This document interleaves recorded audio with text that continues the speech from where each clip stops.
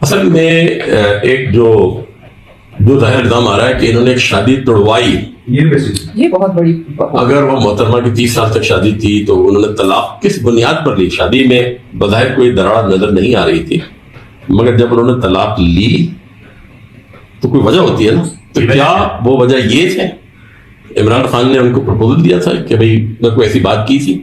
یہ بات الزام آیا نا، بہت سے لوگوں نے کہا کیا خود آپ کے جو قریب ارد گرد رہتے ہیں کہ عدت نہیں نکاح کیوں پڑھا؟ جی میں بھی یہ کوشچن کرنا چاہ رہی تھی. میں بڑی سنجیدگی سے آپ سے کہتا ہوں کہ دنیا میں کبھی ایسے ہوا ہے کہ کسی نے نکاح پڑھانا ہو تو جا کے پوچھے بیوی سے. یہ باتیں خواتین کی ہوتی ہیں، وہ ہم سے بہتر جانتی ہیں.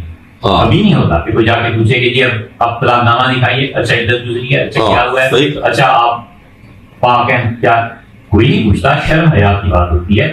خواتین اپنے مسائل خود جانتی ہیں. کوئی خاتون اپنے منہ سے کہتی ہے کہ میری عدت گزر چکی اور اس کا شوہر بھی کہتا ہے ہاں یہ سب چیزیں ہو گئی، پھر کیا حق بنتا ہے میرا کہ میں آپ کو نہیں طلاق کے پیپرز لاؤ مجھے دکھاؤ؟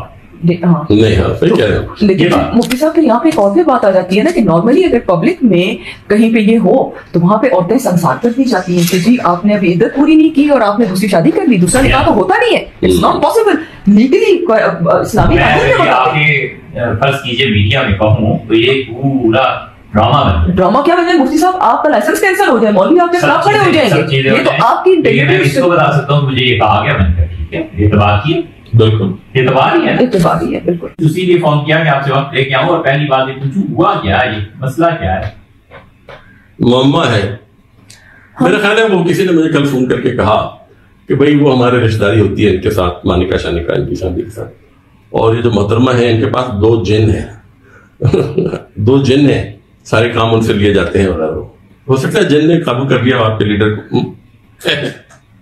اس طرح اگر ہونے لگے اور جنات کرنے لگے تو جن کو ہمارے لیڈر اور وہ یاؤ نتن جو ہے اس کو کیوں نہ قابو کرے؟ ہاں بالکل. اگر جنہوں نے سے کام چلتے ہیں دنیا کے. یہ جو کل پرسوں سے جو بھی سوشل میڈیا پہ مذاق بنا ہوا ہے، people are discussing the topic. تصویریں بھی جو میں نے مفتی صاحب کو کہا کہ آپ کی چپل بھی بڑی بدنام ہو گئی ہے، تو وہ سارا کچھ جو چل رہا تھا تو کسی نے ٹویٹ کیا کہ یہ مطلب پیرنی صاحبہ اتنی وہ پہنچی ہوئی ہیں کہ خان کو پورا یقین ہے کہ اب وہ پرائم منسٹر بنا کے بنا، مطلب وزیر اعظم بننے کا اب ویزا پکا ہو گیا ہے.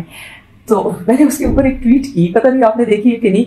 میں نے کہا کہ اگر ان کی جو پیرنی کے جو وہ کمالات ہیں یا جو ان کا کہہ رہے ہیں کہ بڑی پہنچی ہوئی ہے، تو اگر وہ اتنی پہنچی ہوئی تھی تو وہ خاور مانیکا کو پرائم منسٹر، کسی نے کہا نا خاور مانیکا کیوں نہیں پرائم منسٹر بن گیا نا کہ وہ اتنی پہنچی ہوئی تھی. میں نے کہا خاور مانیکا پرائم منسٹر تو دور کی بات ہے، چیئرمین FBI ہی لگ جاتا.